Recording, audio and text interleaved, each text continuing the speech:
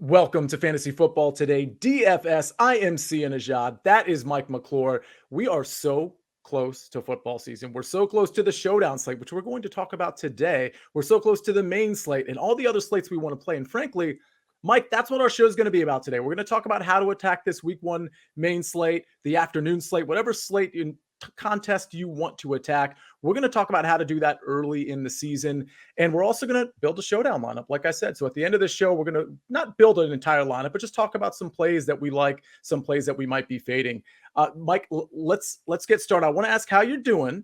And then I want to talk about some updates, some small updates that probably don't affect the DFS slate, but affect the NFL as a whole. And I want to talk about that.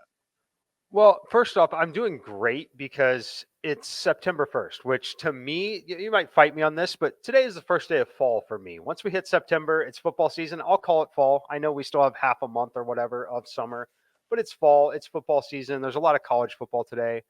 There's day baseball. A lot of people know I love day baseball. There's the U.S. Open going on. I'm just so excited. College football tonight, 1 week away from a showdown slate. I can't wait to talk about it. Yeah, the beginning of fall is all a matter of perspective. I am down in Fort Lauderdale, Florida, which is adjacent to Miami, and fall doesn't begin until like November because of how sweltering hot it is through most of the fall months down here. A couple things I wanted to talk about before we talk about some of the stuff we're looking for with respect to Week 1 DFS. Trey Sermon to the Eagles, interesting pickup. I think it's particularly interesting because Miles Sanders did return to practice today. I know we've spent a lot of time just in the last week and a half talking about guys like Kenny Gainwell in particular, who is 4,600 on the main slate. We've talked about Boston Scott. We've talked about the possibility that Miles Sanders will miss the game. I don't want to spend too much time here, but I assume this is, at this point, even for Week 1, this is a situation to avoid. Yeah, I think it's got to be a situation to avoid. And look, it's honestly interesting. If this were a situation where, say, like the Eagles had drafted Sermon or whatever, like that's someone they'd probably be like fans in general would be pretty excited about and pretty hyped about. So it's kind of interesting seeing this pickup there. Not sure what it means for that backfield other than it likely means you're probably avoiding it. Yeah, absolutely. So I'll just point out that Jalen Waddle looks like he's good to go Week 1. We haven't seen much of him. So somebody to keep an eye on. We talked about him last episode or even last week as a guy that we're not necessarily on him or Tyreek Hill, but let's see how it all plays out next week when we actually start building our player core out. I did want to point out a defensive guy that tore his ACL, unfortunately, and I hate this about the preseason and about training camp is guys step on the field any given moment. They can be gone for the season. And unfortunately, edge rusher Harold Landry, Mike, this is your neck of the woods, of course, you being a Nashville Titans fan. I don't know that people will really be worried about this from a DFS standpoint because maybe they didn't want to play that Titans-Giants game that, again, we'll talk about in depth next week. There's plenty of guys you can play from that game. We'll talk about it. But I wanted to point it out because, Mike, give me your thoughts here. This seems like a pretty big loss. And, oh, by the way, the Tennessee Titans are at Buffalo Week 2. This could be a big problem for the Titans. Yeah, I think it's a big for the Titans. Look, it's obviously sucks for him. It sucks for anyone. It's the most unfortunate part of the game. You mentioned preseason. Like you never, if you're going to get hurt, at least make it count on the field in an actual game. It's just so miserable to see that. But as far as Week 1, it could have some betting impact, not massive impact for the Giants matchup. However, I think it definitely is a big deal in Week 2 against Buffalo. It's a great news for Josh Allen and company there. As far as DFS, though, I don't think it has a massive impact because in Week 1, considering all the pricing inefficiencies, you're likely not attacking the Giants. And then Week 2, it's pretty obvious that you're going to want to play some Buffalo Bills in some capacity. So I don't think it changes things significantly. Fair enough. I do want to point out, and by the way, I already have, and it almost feels like a sucker bet at this point, but I already have the Colts to win that division. And it's, unfortunately because of injury, it's looking better and better in that regard. I had gotten it at plus 105. I think it's probably at like minus 120, minus 125 at this point. And I also have, and I want to point this out before we actually start talking about DFS Week 1. I also have the Eagles. I was actually able to find them at plus 165 to win the NFC East. And I point that out because it looks like Jason Peters is visiting the Cowboys today. I don't believe by the time we're recording this on Thursday early evening that he has actually been signed. But to me, this really just spells out a problem. I mean, obviously Jason Peters has had an amazing career, But the Cowboys offensive line, it's a problem. And we know they've lost, players at the skill positions by injury and free agency. And even on the defensive line, they've lost some players. I, the vibes, I'm not asking you to make a play here, but seems like this is like Eagles, or I can't imagine betting the Cowboys to win the NFC East at this point. That's what I'm trying to say. Yeah, so not exactly what we always cover on the show, but my advice is, yeah, if you like the Eagles, I would take them now. If you like the Cowboys to win the division, I would wait. Looking at the Eagles' Mhm. schedule, they start here with the Lions at home against the Vikings, against the Commanders, and against the Jaguars.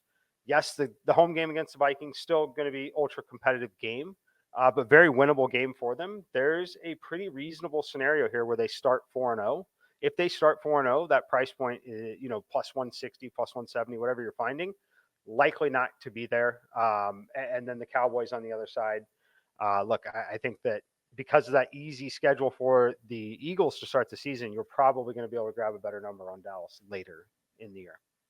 Awesome. Okay, so let's start attacking week one of DFS. I want to start with, by the way, this is for everybody listening or watching on YouTube. By the way, that's youtube.com/fantasy football today, where for the record, we will be doing live streams as well during the season. That Tuesday, Thursday show is very likely to be live. So you can get in the chat. You can ask us questions about particular players or game theory or roster construction. You are going to be more than welcome to do that when we fire it up early evenings, late afternoons, likely around the 5 o'clock hour, Tuesdays and Thursdays all season.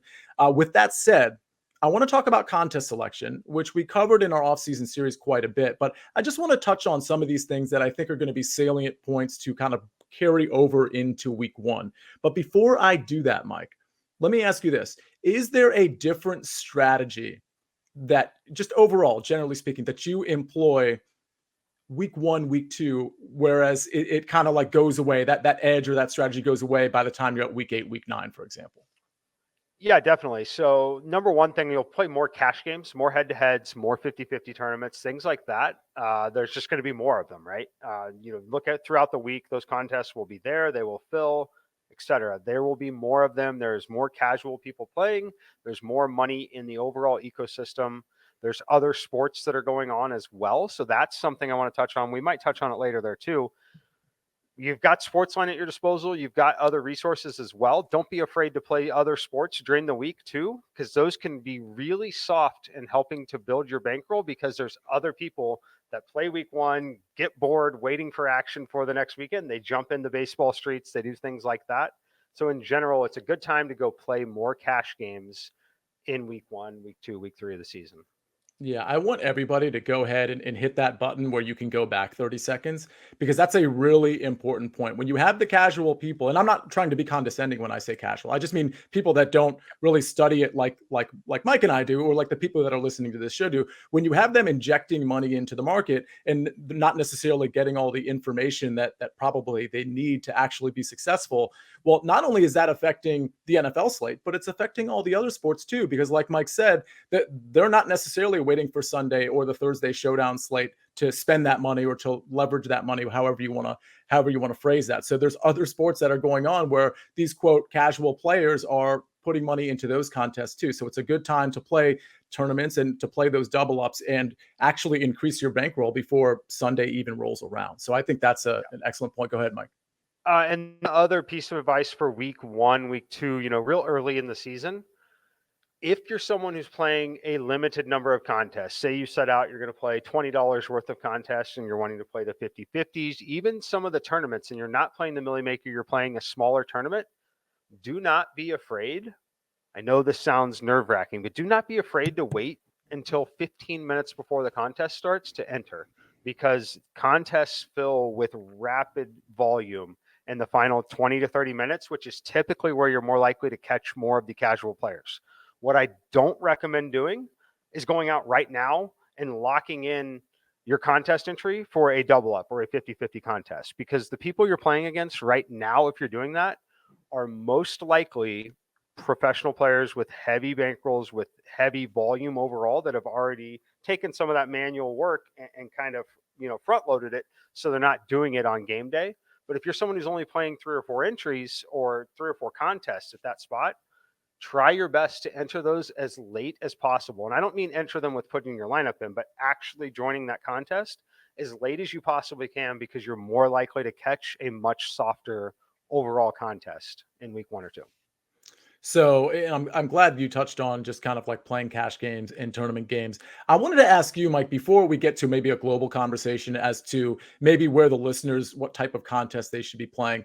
Let's, because, one thing we do on this show is every Tuesday we go back and we actually look at our lineups.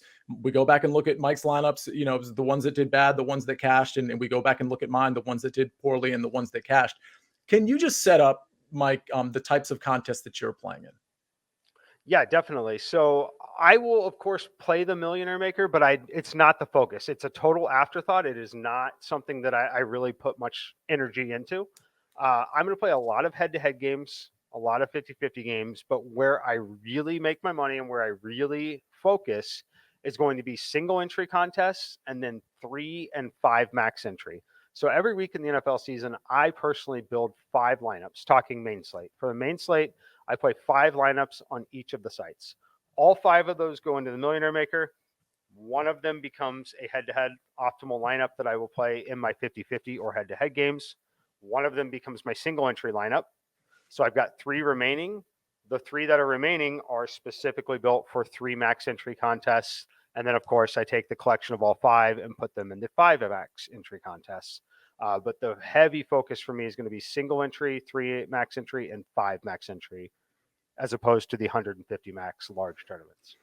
And I think part of the reason for that, not just for Mike, but for most people, the reason you should be considering the single entries and the 3 maxes and the 5 maxes is because you can max out those tournaments. A lot of people want to throw $20 into the Millie Maker, or maybe they'll throw 2 or 3 lineups and think they're somehow getting ahead of the game because, they doubled or tripled up their entries. Well, the reality is you're going up against guys or girls who put in 150 lineups or at least 100 lineups. And that's just not a good game to play.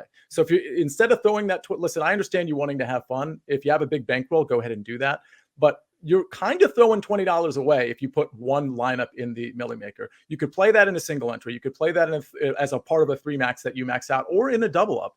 Like seeing green at the end of the week is going to be really important to you. And if you put all your tournaments and all your money into these tournaments that are just, you'd have to hit the perfect lineup to hit them, then you're probably doing yourself a disservice. But there's something you said, Mike, that's really important to me. And it's something that I've actually refined my process a little bit too. You only make 5 lineups, and you sort of segregate those lineups into certain contests, whether they be cash games or tournaments, and you have sort of a system in place, a process in place.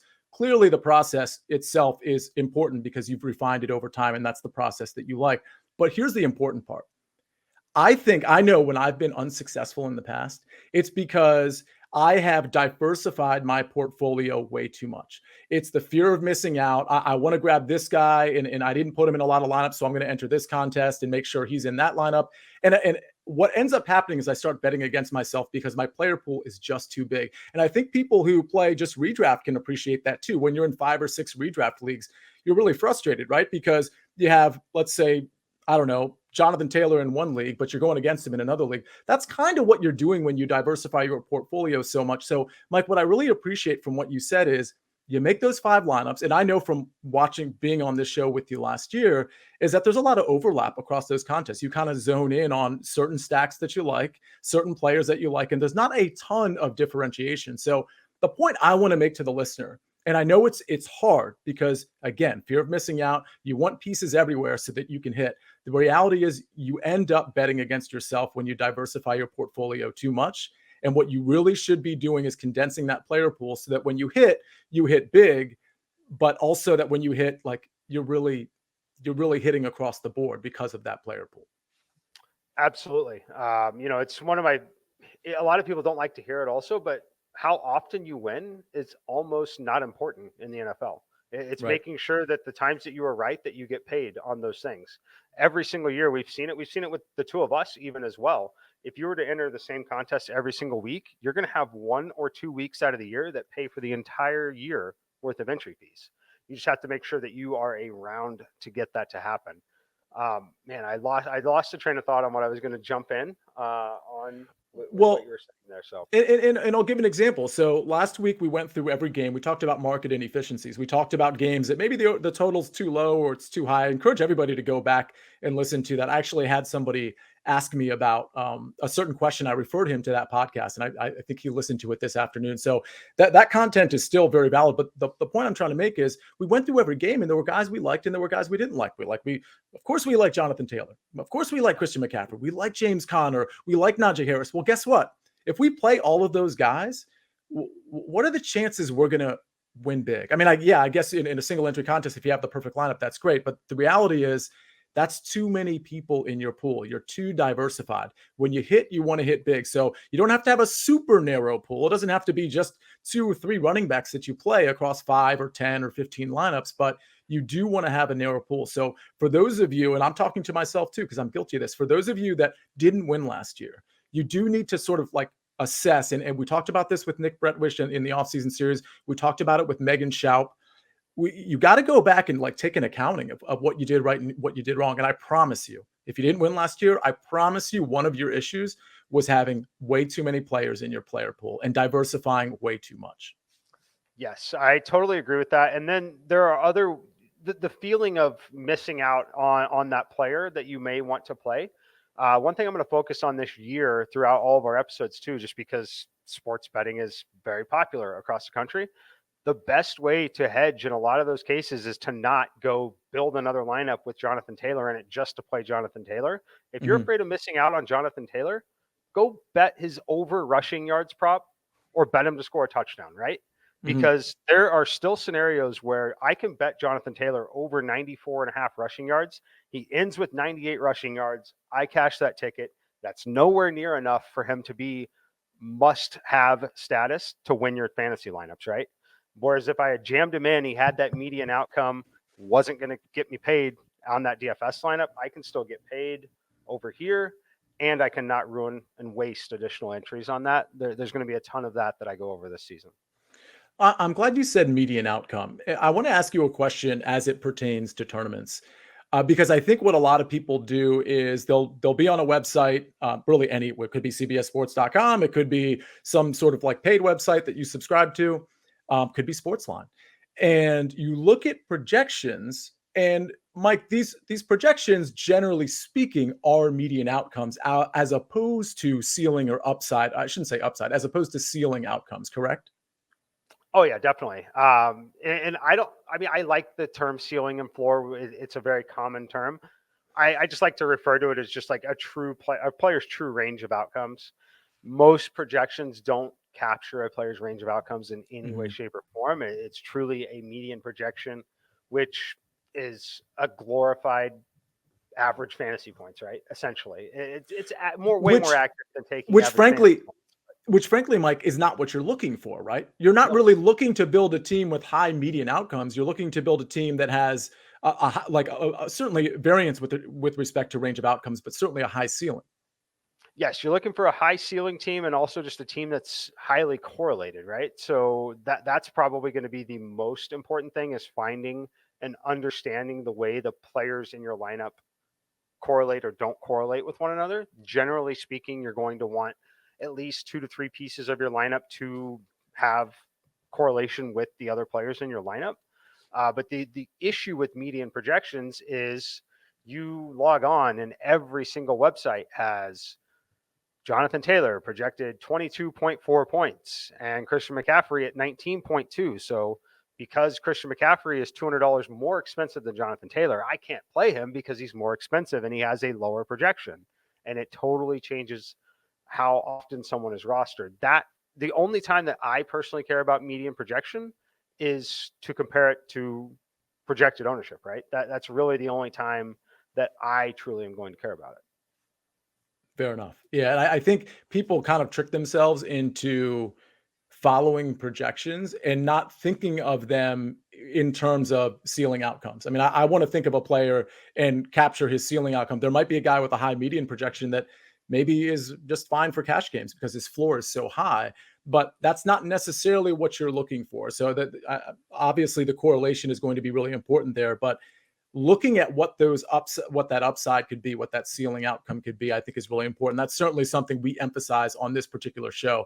I don't really see any value, frankly, in doing a show where I'm staring at median outcomes. I see value in it just looking at that and just being prepared for the slate in general, but that's not really what I'm looking for when I'm building a tournament lineup. Um, one thing that came up in the conversation I had with the guy I referred our podcast last week to, he said, "Well, I don't have a lot of experience with NFL DFS. Period." He's a PGA guy, which of course everybody knows. I do PGA stuff. Mike, you do PGA stuff at Sportsline as well. But he's like, "You have to play chalk in NFL DFS, right?" That was his actual question, and I said, "No." Like in cash games you do, but you don't have to jam chalk in tournaments. In fact, that you certainly don't want to do that. We talked about that last week when we talked about some players like Mike Davis, who at least for now we think might be a little chalky at 4,400 because of how that backfield is shaping out. So I wanted to ask you first, just that chalk question when it comes to tournaments specifically, and maybe even cash too, but tournaments specifically. How do you address that? I know when we talked last year, there's certain chalk you just have to play. Like when Alexander Madison is out and is playing because Dalvin Cook is out, that type of chalk makes sense, right? Oh yeah, there's a lot of chalk that makes sense, and I'll be the first to say I'm not afraid to play the chalky players and have multiple of them in the lineup. The thing that you need to be more concerned with is just how unique is your overall combination of players, right? You don't want to have, what a mistake that I see people make also as well is in an attempt to avoid chalk, they will build terrible lineups just to intentionally fade Mm-hmm. the players that in most cases are projected to be the best players on the slate. Like they're chalky players for a reason in a lot of instances. And, determining which is a good chalk and which is a bad chalk is obviously the biggest skill set that you need to really succeed at this point. But I wouldn't say that I would be too worried about like, oh, I've got this guy in my lineup. He's projected at 50% ownership because he's a backup running back. That's fine. I'm going to jam him in. But because I jammed him in, I really can't play Cooper Kupp now because he's also going to be 34% owned. And that's Mm-hmm. just so far from the truth, right? So just understanding where the good chalk is, where the bad chalk is, and understanding the overall combination of the lineup is so much more important than worrying about someone being 23% owned versus 17% owned. Yeah, and I think that is a nice segue to talking about ownership in general. I mean, there's a lot to pull from. So it's a lot different than PGA DFS because you basically like it might be a 150 person field, but you kind of know where the chalk is going to be. I think you know that in the NFL too, but you can diversify your roster construction. It's a lot easier to be different in the NFL because there's so many on the main slate in particular, because there's so many ways to make your roster different. So to your point, Mike, I think you're right. I mean, obviously you're right. I mean, in terms of playing chalk, it's very easy to play chalk and diversify your roster construction. Make sure it's different. Make sure you get off the other chalky guys that everybody is going to be playing. Um, with that said, yeah, there's good chalk and there's bad chalk, right? So that's something we're just going to have to dive into. I played plenty of bad chalk last year. I played plenty of quote good chalk, but ownership's really important, right, Mike? Yeah, ownership is incredibly important, and just understanding where you can gain leverage on the field. That's going to be the most important thing. And when we talk about gaining leverage on the field, it goes back to looking at median projections a lot of the time, because when we've got that player that's, everywhere across the industry is 3 points higher in median projection and cheaper, everyone's going to play that player. As long as they have similar ranges of outcomes, you're highly incentivized to play the other player in a lot of cases. And that's no different here with the chalk. But you'll look at some of the chalk, and there's a player that's 40% owned, and we know he's going to be 40% owned. And the issue with that is he should be 80%, right? Based off the projection and the price point and the position itself. So one thing we're going to try to help navigate for listeners this year is really identifying what we will take stances on good chalk, bad chalk, really every week. Yeah, I think that might be a really good segment for us to do too, Mike. A good chalk, bad chalk segment. It's obviously always somewhat contingent upon your roster construction, but that's again, that's something we'll detail. One thing before we get out of some of this, this week one DFS strategy, I do feel like we have to talk about some of the like main things we talked about last year with respect to looking at payouts and looking at slate selection. Now, if you're on DraftKings, you can go to contest details and you can see how many people are being paid out. Obviously, there's other filters. Mike, Roto Grinder still has a addendum for that too, right? Yeah, RotoGrinders will have a browser extension that you can install on Google Chrome that will calculate a lot of the tournament details, whether it's number of entries, percentage of the prize pool to first, percentage to 10, the top 10, how many get paid out. So you don't have to sit there and manually calculate all that. There is an extension that will do that for you. Right, and that's free, right? It is a free extension, yes. Yeah, and for the record, it's super easy to calculate it too. I mean, it's kind of annoying. You might as well use the extension, but it's really just simple division in terms of how many people are being paid out, how many people are in the contest. But do you have a general rule, Mike, when it comes to payouts? I do. I mean, I personally like a relatively flatter payout structure. Like one thing we can rule out immediately is typically the millionaire maker. Just having, in some cases, it's literally 50% of the prize pool to first place. Obviously, not something you want to get involved in unless you truly have the bankroll to do it. And if you have the bankroll to do it, you need to make sure that you have the ability to also build 150 good lineups and not, yeah. But as far as what I like to attack, I'm looking for single entry, three max entry. I want to spend most of my time there. The good news about those tournaments is they typically have the best payout structure in general as well. Mhm. So you don't have to spend a ton of time thinking about it nearly as much. And then the other, I'm trying to think of the best way to. So, and I'll tell you one thing. Certainly, I love the Millie Maker example because if you look at what gets paid out in first place and you look at the percentage of what that is for the overall payouts, it's not great. Like those aren't the contests you want. But one thing I look for, Mike, is percentage of people paid. So, I mean, I don't know that I have a rule, but in NFL DFS, you're looking for what 22 to 24%. Yeah, I mean, ideally, anything above 20% is definitely something you'd want to consider playing. Yeah. Okay. Okay. So the only other thing I wanted to cover with you before we build a showdown lineup in this, or not build a lineup, but talk about some plays in this Bills Rams game next week. Slate selection. We touched on this a little bit last week, or on Tuesday actually, when we talked about the afternoon slate and we talked about the main slate. Like I said, my biggest success last year from a consistency standpoint was to play that afternoon slate. Tell me, I know you play the afternoon slate, Mike, but do you also obviously you play the main slate? Are there any other slates or any types of contests? We have the tiers contest as well. Any other types of contests you play? I don't play the tiers as much as I should, honestly. I think there's a lot of opportunity in them just because a lot of people, again, are going to use medium projections and tier, grab the guy that's got the, either the consensus best matchup or the consensus higher medium projection. So I should play those more. I play the 1 p.m. only slates as well. The reason why I play those is because while, yes, more people load up on 1 p.m. games than afternoon games, there are decent teams to play on the West Coast that still score a lot of points. So in any given week, there's still a lot of players that are going to be highly owned. It may not be a whole lineup, but in certain weeks, the Rams are at home. Cooper Kupp on a main slate still 25% owned. They're playing in a competitive game. Multiple players on the other team and other games like that are going to be 10 to 15% owned on the main slate. They're all typically very expensive players. So it changes rosters pretty significantly from the 1 p.m. slate to the full slate. And it's very similar to the 4 p.m. slate, the afternoon slate only. There's not really a ton of content around for those slates to really optimize it. If you want a main slate optimal lineup, you can go find one pretty easily. And, in 2022, 2023, it's going to be a lineup that's not going to be terrible. Like it's going to be relatively competitive at this point.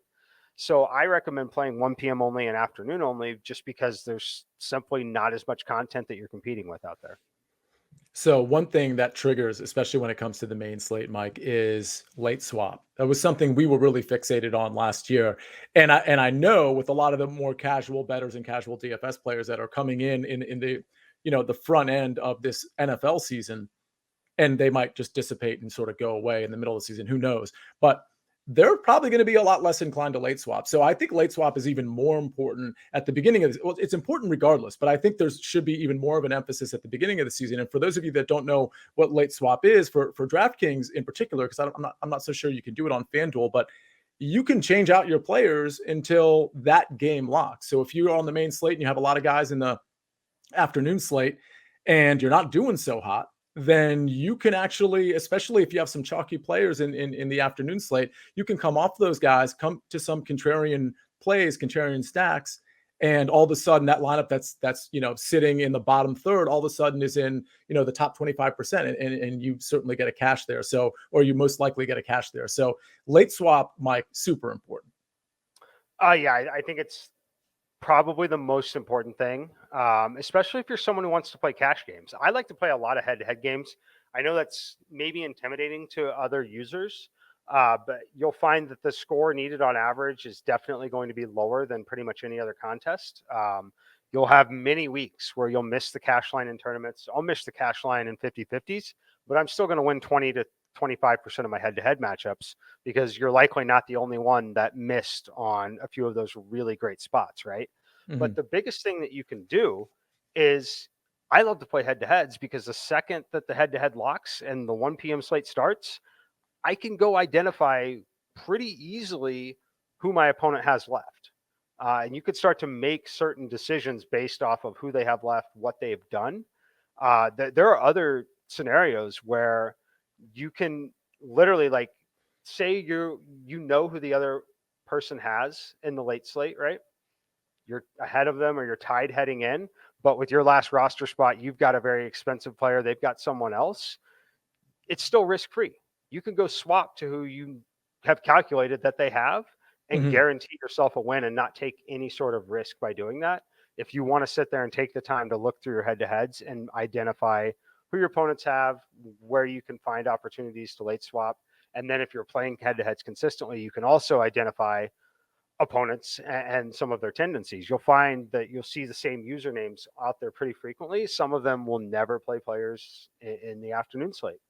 So I think that late swap is a massive, massive edge.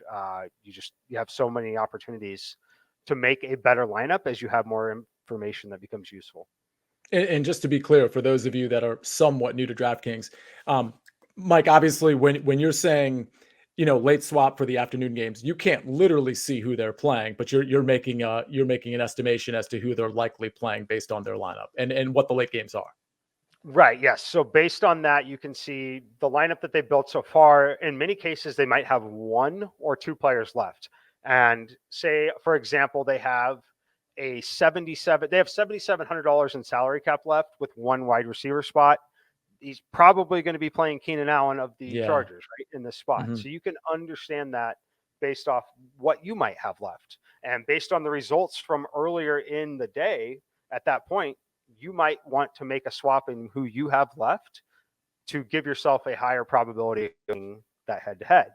Or, for example, we were taking a shot on someone in the 1 o'clock game, and the 1 o'clock game's not going well, right? We're not going well, and we haven't scored the touchdown. We haven't done the things.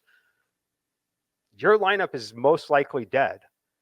And the reason why we know it's most likely dead is because all you've got left is chalk, which is what everybody else has. So the thing that you can do at that point, knowing that that lineup is likely dead, you can come in and start to take some chances, start to build a what if scenario for that lineup and backdoor your way into kind of minimum caching some of those lineups. It sounds crazy. It sounds like a lot of work, but it'll happen to you. Trust me. You'll have that guy that you loved at 8% owned that did absolutely nothing in that first slate. That's when you have to go rebuild your lineup to give it any chance of caching. And when you do that, you're going to save yourself so many buy-ins throughout the course of the year. Even doing it in 1 to 2 weeks, it changes everything from a bankroll perspective. Yeah, and I think it's such a massive edge when it comes to those head-to-head contests, because I think most people conceive of late swap in cash a little bit, mostly in tournaments. Like, let me change this up a little bit. It's not going very well, but you're right. In head-to-head contests, like to your point, let's say they have 7,000 left, and they've got one receiver, and this is just an example for convenience, but they have one receiver left. Well, yeah, that's probably going to be Keenan Allen at 7,000. It could be Mike Williams at 6,600, but the point is, they most likely left 7,000 there for a reason. And especially when you have one primary receiver, maybe if it's not the Charger situation, maybe it's an expensive Devontae Adams. Well, they're not going to leave 2,000 on the table because they want to take Renfro. They're saving that spot for Adams. So you can literally, if you have the salary, switch yours to Adams. You could have a 0.5 point lead, and you've locked up a win at that point. Exactly. And exactly. And then I'll go back to the late swap one more time for tournaments, though, too.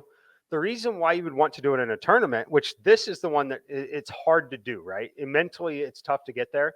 You're doing really well in a tournament, and you see all the player minutes remaining are the same because you and 9 other people right here, you're going to finish in the top 10%, but you've got the same lineup with the same PMR. You've got all the same players going, right? Do you make that swap? Depends on what your goal is. Is your goal the minimum cash, or is your goal to go win it? In that situation, you should probably be late swapping to get off of that, playing someone who you project to have a lower fantasy point projection, just understanding the range of outcomes and the payoff. If that player outscores the guy that you all have and the guy that you all like, it could be massive for you. So you need to be paying attention to those kind of things. I don't want it to be the thought process being, I need to late swap because it's not going well. It could be the exact opposite. It could be going incredibly well. And you also might have been taking a shot on Mike Williams over Keenan Allen in that game. It's going incredibly well. You're like, oh, well, maybe let me take the conservative route here because I'm playing in a single entry contest and I don't really need to be that cute anymore, right? There are so many opportunities to late swap. And I know another thing that we did, and that I did, thanks in part to your tutelage, you can submit in a 3 max 2 of the lineups that are exactly the same, and keep one as is that is going to is going to fall into that 10%, and switch the other one in the late swap to make that one different. So you ride until the 4 o'clock games, and then you get the benefit of having a good lineup, and you change one of them and you keep the other one the same. Yep. That you brought up an excellent point, because one of the best tournaments, and I recommend this to people all the time. Based on your bankroll, there's a $3 tournament out there, and then there's the $20 tournament, or things like that, right? And it leaves people frustrated because they want a little bit more than the 3. They don't want the 20. What I typically recommend to people is, because the $3 tournament's always at least a 20 max. Take your lineup and enter the exact same lineup 3 times. Now you've effectively made that a $9 entry. You created your own price point. Not only you created your own price point, but on the times that you're right, you're getting paid 3 different times with that same lineup. But it gives you the flexibility to go late swap in the afternoon, really no matter how it's going, based off new information, based off of seeing some of the actual ownership and the remaining projected ownership of the field. You can go give yourself 3 different entries that are very similar, just slightly different based on how your results are going. And again, you've created that new buy-in that really doesn't exist. This is the type of insight that you can expect from Fantasy Football Today DFS. We're not going to just say, like, this is who's in my pool and this is who is not in my pool. This is who I'm fading. This is who I'm playing. Like, that's all great. And generally we have some great picks, but I think some of the game theory is super important, because even though people hear this type of game theory, it's really hard for them to actually institute it. It's really hard for them to actually play according to the advice they've listened to, because we're all creatures of habit, right? And so if we can get you to that next level of thinking where you're actually employing the advice as opposed to considering it, well, now I think you have an edge over most of the people that are playing DFS against you. All right, we have a few minutes left, Mike. I do want to talk about Showdown really quick. Maybe some captain plays that you like, and I know Frank is going to pull up the board here. If you're watching us on YouTube, we have the Showdown lineup in front of us in terms of the player pool. Captain spot, Mike. We have Cooper Kupp at the top. We got Josh Allen, Matt Stafford, Stephon Diggs. And then we've got some guys that, I think people will consider in the captain spot, like Gabe Davis, for example, Cam Akers, maybe even Devin Singletary. Where are you looking at from a captain standpoint? Yeah, so captain standpoint here, you have to start with Josh Allen and Cooper Cup Mhm. in most of the entries. That's going to likely be where you're going to be at looking for optimal type lineups. Typically when you're playing a quarterback there, you really want to handcuff them with the best pass catchers as well. The thing that's unique about Josh Allen is you may not have to do that in a one game slate because of his rushing upside and just general rushing upside in the red zone as well. So Josh Allen's definitely going to be the first uh, captain choice. If I were to run all the lineups, say you ran 100, I would have Josh Allen probably 30% at the captain, which is a pretty high number. We don't typically see anything above 22 to 25 on most showdown slates. But this could be the exception there. It's going to be him and Cooper Cup, easily going to be the top two in ownership. Matthew Stafford will come in just behind that, but after that, it gets super interesting. I think you'll see people take a shot on Diggs just because of the name value. Gabe Davis versus Diggs is certainly super interesting. And then it's just a matter of how far down you want to go. You can take shots, right? I played Van Jefferson and the captain quite a bit in some of these slates. It really comes down to the roster construction and the overall, let me try and build a lineup here where we're just looking at the flex and say we're not going to play Cooper Cup or Josh Allen in the flex, but we're going to play all of Cooper Cup, Josh Allen, Matthew Stafford, all in the flex. That's going to leave us with an average salary remaining around $5,000. Now you have to kind of get creative here. Mhm. So this, let's say Van Jefferson's healthy, ready to go, etc. We like him as a pass catcher for Matthew Stafford. You throw him in there. Now you've got 3,900 left. This gives me it's a dummy build, but I like it a lot because it's going to give me the two kickers. I love the kickers for both of these teams Mhm. just because of the volume and the pace of play. So we put Jefferson at captain. Now you tack in the two kickers. That is something that you could conceivably run out there in more of some of the contests, right? Mhm. But as of right now, it's still a little too early for me to build legitimate showdown lineup for this game. But this is showing you that while Van Jefferson certainly won't be your optimal captain choice, it's not the worst captain choice in the world when you consider you have Cooper Cup and his quarterback Matthew Stafford. You've still got Josh Allen. You've still got all the kicking points in what we presume to be a pretty high scoring game. And for the record, if you don't want to roster the two kickers, you got Isaiah McKenzie down there, who does currently have an undisclosed injury, but Right. by all appearances, he's probably playing on that Thursday night opening game. So that's a guy I know if he's healthy, a lot of people will be jamming in. But there's plenty of other options there. You got Zach Moss, James Cook. We're going to touch on this game a little bit on Tuesday in terms of talking about the game flow, the game script, because one thing we know from Showdown, one thing we definitely learned from Mike in Showdown, because he is the Showdown specialist, is game script really, really matters when it comes to Showdown. It matters in general too, but you got to really take a stand when it comes to game script and how you think the game is going to flow. It's a 52.5 point total. It's a 2.5 point spread. The Bills are favored. So that's going to be a very, very interesting game to discuss. I'll tell you next week, Tuesday, Thursday, we're going to talk about the main slate, and we're actually going to start finally getting into our player pool. We're actually going to talk about the guys we are going to be playing. We'll touch on this Showdown slate too, but we're going to go through every game, every single week. We're going through every single game. We're going through the players that we like, the players that we're fading, the contrarian stacks, the contrarian roster constructions.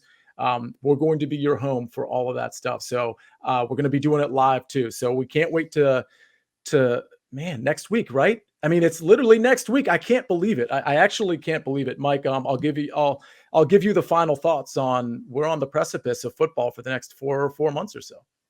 We absolutely are. Look, I've got college football kicking off in 1 hour. I've got a tasty first quarter under bet that I'll be sweating to really kick things off. But it's awesome to think that this time next week, we will be basically previewing and locking in lineups for the showdown slate. Oh, it's going to be so glorious. Can't wait. It's amazing. And I will be doing that Thursday show from Vegas. Tuesday, I'll be here in South Florida. Thursday, I'll be in Vegas. Mike will be in Nashville. That's our look at how to approach the main slate. That's our just taste of some of the showdown slate. And we're going to see you next week breaking down the main slate. I can't wait. See you next week on Fantasy Football Today, DFS.